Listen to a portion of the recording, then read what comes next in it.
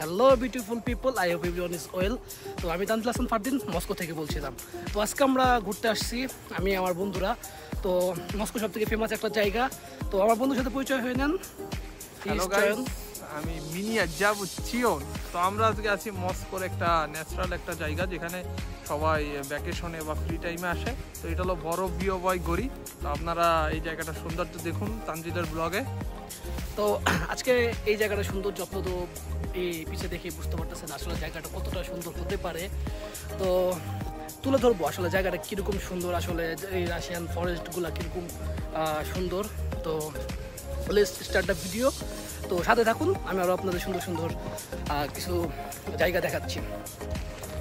তো এটা হলো সেই বিখ্যাত ভলগরির জায়গা, তো যার প্রাকৃতিক মানে সৌন্দর্য অসাধারণ, আর একটা জঙ্গল।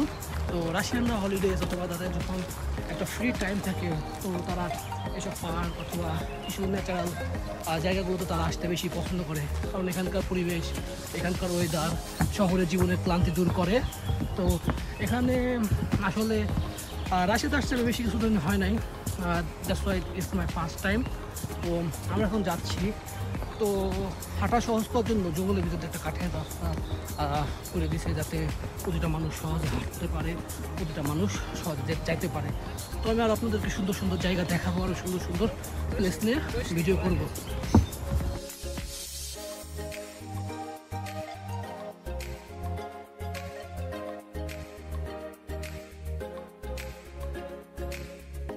তো দেখতে পাচ্ছেন এটা কতটা ডাউন হিল।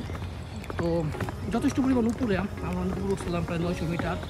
তো দেখতেছেন পাহাড়ের উপরে বাচ্চাদের খেলার জন্য সুন্দর একটা পার্কের ব্যবস্থা করে দিয়েছে। তো তারা মানে এখানে অনেক মানুষ ঘুরতে আসে, তারপর দেখেন জায়গাগুলো কত নিট অ্যান্ড ক্লিন, কেউ কোথাও ময়লা ফেলে না, ডাস্টবিন ব্যতীত। তো ভালো লাগে আসলে পাহাড়ের মাঝখানে শিশুদের খেলার জন্য তারা ব্যবস্থা করে দিচ্ছে, আর নানা রকম অ্যাক্টিভিটিস আছে। তো নর্মালি দেখতে পাচ্ছেন বয়স্ক লোক আর ডবল স্ট্রেচার, ডবল লাঠি নিয়েও তারা এখানে ঘুরতে আসছে, তারা এই জায়গাগুলো এনজয় করতেছে। তো দেখতে ভালো লাগে। রাশিয়াতে কিন্তু নর্মালি এত মানুষ দেখা যায় না, এখানে আসার পর আমি আসলে যত মানুষ দেখতেছি। তো আরও সুন্দর সুন্দর কিছু জায়গা আছে, মস্কোভা রিভার আছে, এটা জায়গাটা কিন্তু মস্কোভা রিভারের পাশে। তো আমি আপনাদেরকে দেখাবো যে মস্কোভা রিভারের সৌন্দর্য আসলে কীরকম। তো ছোটো ছোটো বাচ্চারা, বিশেষ করে রাশিয়াতে উইকেন্ড চলতেছে, এখন কিছুদিন ব্রেক চলছে রাশিয়াতে, that's why lots of people এখন এখানে ঘুরতে আসে। তো তারা একটু শহরের ব্যস্ত জীবন থেকে এখানে ক্লান্তির জন্য আসে। তো পাহাড় শেষ করে আমরা এখন মস্কোভা রিভারের দিকে যাচ্ছি। তো you can see the view, it's amazing. তো নিট অ্যান্ড ক্লিন, তো যথেষ্ট বড় একটা রিভার। এই রিভারটার নাম হলো মস্কোভা রিভার। তো এখানে তো দেখতে পাচ্ছেন আমরা তখন যে ওই মেট্রো দিয়ে আসছি, দূরে যে মেট্রোটা দেখতে পেয়েছেন। তো আমরা এখন নদীর কাছে যাচ্ছি। তো দেখতে পাচ্ছেন এখানে যথেষ্ট পরিমাণে নিট অ্যান্ড ক্লিন, দেখতে ভালো লাগে আসলে যে ওরা ওদের দেশটাকে কত সুন্দর করে গুছায় রাখছে, কত নিট অ্যান্ড ক্লিন রাখছে। তো দেখতে পাচ্ছেন মনে হচ্ছে যে সমুদ্রের পানি, বাট এটা কিন্তু একটা রিভার। তো এখানে আরও অনেক কিছু রকম অ্যাক্টিভিটিস আছে। এই মস্কোভা রিভারের সৌন্দর্য আপনারা এখান থেকে নিতে পারবেন। তারপরে মনে করেন আপনার ক্রুজ উঠতে পারবেন। তো এগুলো অ্যারাউন্ড 500 থেকে 1000 রুবেলের মতো খরচ। তারপরে এখানে দাঁড়াইলে আসলে কি মনটা ভালো হয়ে যাবে, যখন আপনি আপনার ফ্যামিলি থেকে অনেক দূরে, আপনি আপনার পরিবার থেকে দূরে, যখন একাকিত্ব ফিল হয়, এইসব জায়গাগুলোতে আসলে ভালো লাগে। তো সুন্দর একটা স্মুথ বাতাস, কোনো কোলাহল নাই, একটা নীরব একটা জায়গা।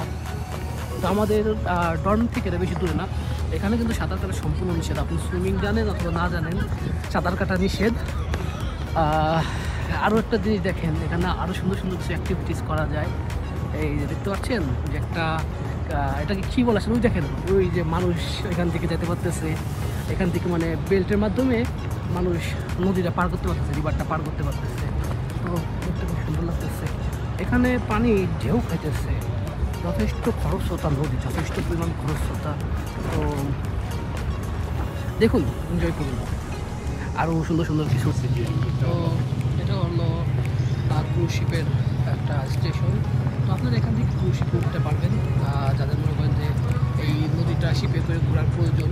অলরেডি আমরা একবার ঘুরছি, দ্যাটস ওয়াই হয়তো আজকে উঠবো না। তো দেখি কি করা যায়, আসলে আমার ফ্রেন্ডের উপর ডিপেন্ড করে ওরা কি বলে। তো এটা অনেক সুন্দর একটা সুন্দর রিভার, সুন্দর একটা জায়গা, তো দেখতে অনেক সুন্দর লাগতেছে এই জায়গাটা।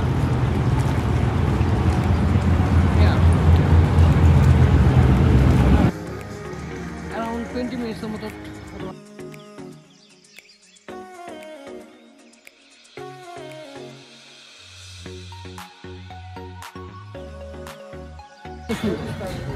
You can see. Предыдущая фотография. Я буду когда...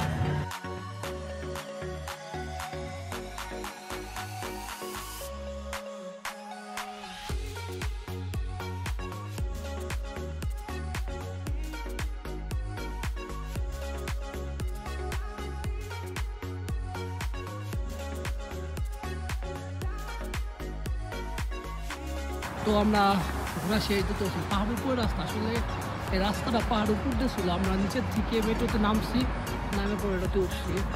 তো এখান থেকে যাওয়ার সময় দেখি যে এখানে মেট্রো স্টেশন, আসলে পাহাড় থেকে নামার প্রয়োজন হয় নাই, পাহাড়ের উপরেই মেট্রো স্টেশন আছে।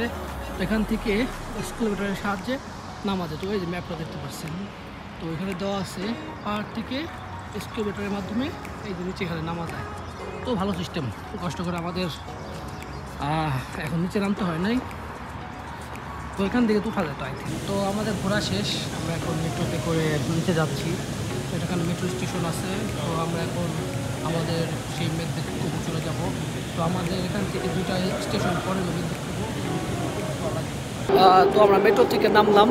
তো মেট্রো থেকে নেমে এখন বাসার দিক চলে যাচ্ছি। তো ব্লগ এখানেই শেষ। আপনাদের অনেক কিছু হয়তো সুন্দর মতো দেখাইতে পারিনি, ইনশাল্লাহ চেষ্টা করব আরও কিছু দেখানোর।